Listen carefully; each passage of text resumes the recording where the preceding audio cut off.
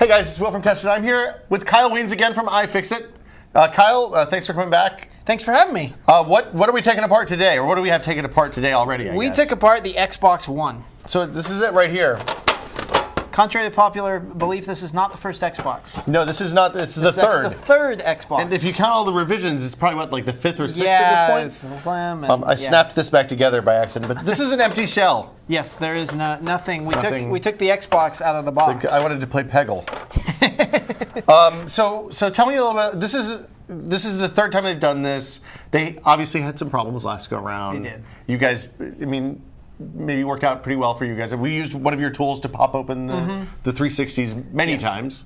But what do you guys think about the one so far? Yeah, we're excited about this. So Microsoft's first imperative going into this is we have to fix the cooling system, and we have to. I mean, the issue with that caused the red ring of death was separation of the processing unit and the main board. So the material in between got hot, it cracked, and so you could fix it by clamping it back down there by heating it and reflowing the solder. This was caused by insufficient cooling through the whole system. So in the course of the red ring of death, Microsoft actually had $1 billion write-down. Yeah, that's a huge mistake. $1 billion engineering mistake. Yeah. So I don't think they made that mistake on this one. Okay, Time will tell, but I don't think they did. Oh yeah, and just looking at the cooler, like this is an enormous fan. Massive fan. Massive fan. A lot of airflow. How fast did you guys actually open it when it was on? Could you tell how fast it was spinning? We didn't measure it. But then look at all the copper on the back and are these heat pipes or are these just chunks of copper? I mean, they're just chunks of copper, but yeah, that's bananas. That's a lot of cooling for a game console. It's a lot of cooling, and they have these cool green posts right to the board. So where do they go? They go through the board and into the shell. Yeah. So this guy just you can see on the board here. Okay. We've got 4 points where, so the cooler just fits right on down, and it looks like there's no way it can get separated from the CPU. No, and I mean this is a pretty darn rigid attachment mechanism. So it's interesting. This feels more like a commodity PC to me than the Xbox 360 felt a bit more like a custom design product. Kind of makes sense. I mean, it was a RISC-based IBM Power PC processor, right? This is an x86.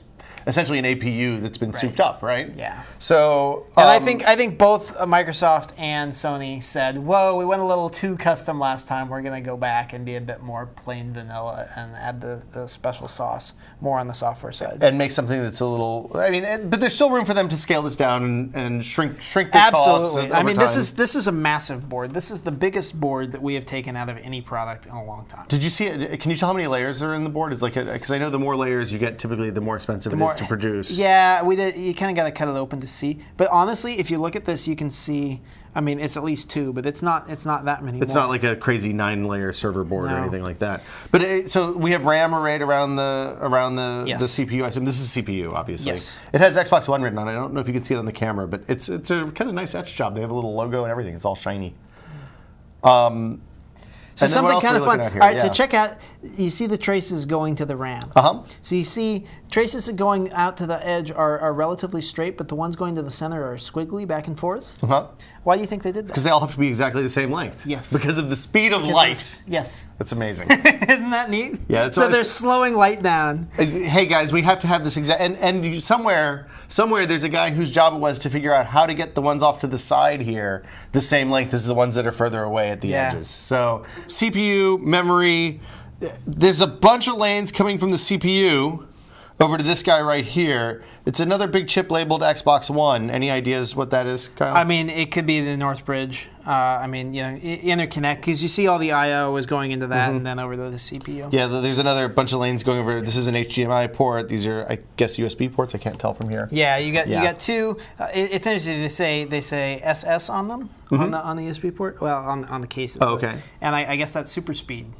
Oh, so they're USB 3. Yes. Okay, that's good. And then, so the other ports on this guy, normal Ethernet. This is an IR blaster, I think is what it's labeled on the back. Did they sell an IR blaster? Was it in the box that I missed? No. It's like for an external third-party IR port. Yeah, so like the Kinect sensor has an IR blaster on it that can control your TV and your receiver or whatever else. But I assume you would use this if you had it in a cabinet in or something. room or in a cabinet, yeah. Then there's... But it does seem, I mean, that seems like a very PC-like thing to do, to have an extra port that only a very small portion of people are going to do. If Apple were making the Xbox, they would have never done that. Absolutely not. You have to buy a whole other accessory, you'd plug into your Thunderbolt port, and yeah, you'd be real bummed about it. And it'd be $59. Almost certainly, yeah. And have some logic in there for no apparent reason. This guy has a Connect port. So this is presumably like USB 3 in power, maybe USB 2 in power even, just piped out. It's proprietary. So we can't use extension cables with our Connects. No, I mean, they've got to sell an extension cable, but yeah, I remember with the original Connect, that was a big deal, being able to put your Connect somewhere else. So this has got to be something that they're going to have to provide people with a way to... It makes sense. Because you're going to need an adapter. Everybody's going to be wanting to take their Connect into it. Well, if you have a projector or something like that, then your Xbox may be in the back of the room and the Connect, and it's just not going to work. Yes. For what it's worth, the PlayStation 4 has the same problem. It's a different proprietary cable, but it's still a proprietary cable. Couple USB ports, optical out, HDMI out, HDMI in, HDMI out. Right. It's weird. Well, no, I really appreciate the focus on saying this is going to be the hub. And I think, I mean, they're future-proofing themselves a bit. I mean, they've got some cable box integration now, but they have the ability 3 years from now to totally kill it. Well, and if they can get the cable boxes to actually talk to them, which I think they're the first ones that have a chance to do that, maybe it'll work out. Well, and the IR blaster is a nice way that, okay, well, if you don't want to talk to us, then we're going to speak your remote protocol and talk to you whether you... It's a gun to hold to their head. If you don't do this the right way, we'll do it the wrong way. Yes. Yeah. What else we got on the board? I mean, it's a pretty straightforward board, like you said. It really is. You've got... there's a couple of weird connectors, though. There's this guy here, which has, I guess... I will show you. That's for this. So we'll get to that. Okay. And then they have a USB port on the side. Oh, this is the one that shows up on the top of the case, right? Yeah, so it's got 3 USB ports. That's on the side of the case. And I don't fully understand... I mean, because you get 3 USB ports. I don't even know if there are 3 different accessories that work with the Xbox One yet. Well, I mean, you can have a steering wheel for cars and what? Controllers, you can plug them in. They have, so they sell a charge system. Play and charge. Theoretically, you'll be able to plug USB storage in. Because they've said you can't upgrade the hard drive internally, which I guess we'll talk about in a minute. Yes. But for the most part, that's it.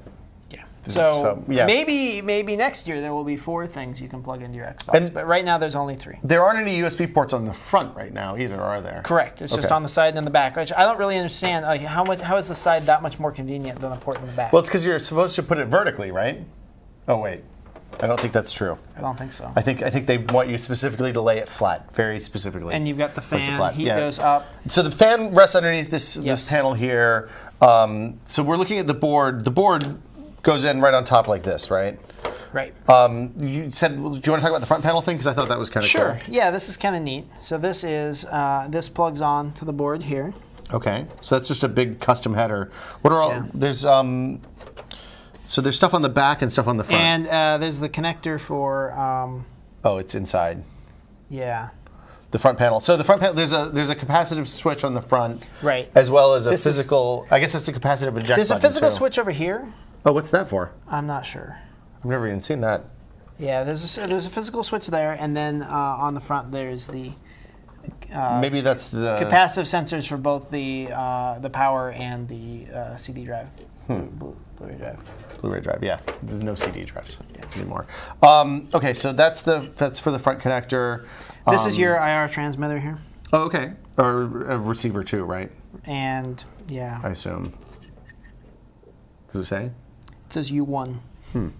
Perfectly. That makes perfect sense. Yeah. And then let's see, what else do we have in the box? We have a slot-fed Blu-ray drive. Yes, which is massive. It's huge. It's not even a laptop drive. It looks like halfway in between a desktop drive and a laptop drive. But it's pretty heavy. I mean, this thing's got some heft to it. Do we know who's making the drives? Is this all one company, or are there a bunch of different ones? Yes, it's conveniently labeled. Oh. BD-ROM drive. Philips. Oh, Philips. Okay. And then this You've heard of them? Yeah, they make drives. It's a thing that they do. And then this just clamps on. How did it go? It went like this, I think, right? Or no, like this. Here we go. Yeah, that's actually to hold it up off the. Yeah, to So it all kind of snaps into place. There's not a whole lot of screws inside this. Yeah, and it pretty modular, easy to get at. I mean, there's a tremendous amount of space inside this thing, so completely the opposite of a cell phone design. I mean, and the transparency. You look at this board, and it's pretty clear what everything is. So I think refreshing, fun to look at, very similar to a PC design. It's a serviceable design. Serviceable design. There's this adorable piece. Okay. That looks like something out of an Erector set. So it's a sled, right? It's a sled for the hard drive to sit on. Why wouldn't you have a sled for your hard drive? What's fascinating is there's plenty of room for a desktop grade hard drive, but I think pricing on the laptop drives and power consumption. I don't know where you get 500 gig drives that are in a 3.5 inch.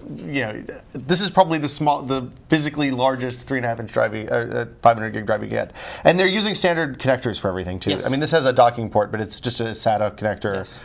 And a like a weird 4-pin header that plugs directly into the motherboard. So everything's getting power off the motherboard. We didn't talk about the external power brick, but it uses an external power brick just like the 360. But unlike the PlayStation. Right, the PlayStation has theirs inside. We're going to take that apart in a little while today, I think. Okay, so hard drives. What else are we forgetting? There's this weird guy in the front, and I don't know what. So on top of all of this, everything. Right way? Yeah, on top of all this guy sits. This is your wireless. This is basically a dotted card for all the wireless connectivity. So Bluetooth. So you've got 3 antennas that connect onto this. Okay. And Marvell. So I mean, you've got Marvell on the PCB and 2 Marvell chips. So they might have just subcontracted this whole thing out to Marvell. And it lives outside the box. So it does. It sits outside the Faraday cage and it connects in. This is the antenna wires to the antennas on the front. This is just a long antenna connector. So why would you take apart your Xbox One, Kyle? Well, perhaps you want to upgrade the hard drive. Okay. That's a reason. Perhaps you need to fix a red ring failure, except it's probably a different color if it happens. Like what's on the PS4? It's the blue light of death. There's a blue light of death. The top bar flashes. Yes. Yeah, if it all goes haywire. Are we seeing failures on the ones? I haven't seen a lot. I've definitely seen some people that have had like upgrades go bad where the power went out during the firmware, but it seems like a very, very small number of people. I think by this point with the Xbox 360, we were probably already starting to hear about red rings of death. Okay. So maybe, fingers crossed, maybe it's all worked out this time. Okay, so 2 or 3 years from now, what are you going to be fixing inside this? The fan will get dusty and you're going to need to clean the fan out. So, I mean, every couple of years you've got something in your dust-filled environment. You got a fan that big, you got to open it up, clean out the dust. Hard drives fail more often than solid-state components, so the hard drive will fail at some point. You need to replace that. And then, of course, you've got a slot feed Blu-ray drive, and so your kid is going to stick the small CDs in it, and then you're going to have to take jam a peanut butter sandwich in there. Right. Yeah, so there's plenty of stuff to fix. One of the things that was tricky, especially on the Xbox 360 Slims, was actually getting the first part of the case open. So we're doing this in completely out of order here. But this guy is the bottom cover, and you guys said it was easier to open. It's relatively straightforward to open. The tabs take a little bit of finessing. You gotta kind of open them in the right order. And there's a warranty void sticker to get inside. Not always. Some other products don't, but this one does. Okay. So that's really, I mean, the only negative is just, I mean, getting all that out to get to the hard drive. So we docked to the point for the hard drive not being user accessible the way it is on the PlayStation. Yeah, I mean, with the PS4, you just slide open the top, unscrew a couple screws, and you can swap it out. Right. So overall, we rated the Xbox One an 8 out of 10. Okay. So very highly repairable, better than the Xbox 360. One reason that the Xbox 360 cost Microsoft $1 billion, they weren't replacing the units. They were actually getting the units back, fixing them, and then sending them back out to people. And they were wishing that they had made the product easier to take apart. Because it was taking them too long. It was taking them too long. They had legions of employees in Mexico repairing these things. And if it was easier to get in to repair the thing, it might have only cost them $600 million instead of $1 billion. Well, save $400 million, it makes a good day for you, right? Right. So people say repairability doesn't have any benefit for the manufacturers. Well, actually, it really can. Can have serious bottom line implications. Well, fantastic, Kyle. Thank you so much, and we'll have more tested soon. Thanks for coming by, Kyle. Absolutely, and you can check out our Teardown and the iFixit app. It's free in all app stores. All app stores. All app stores, free, low price of $0. Excellent. We'll see you guys later. Bye. Cheers.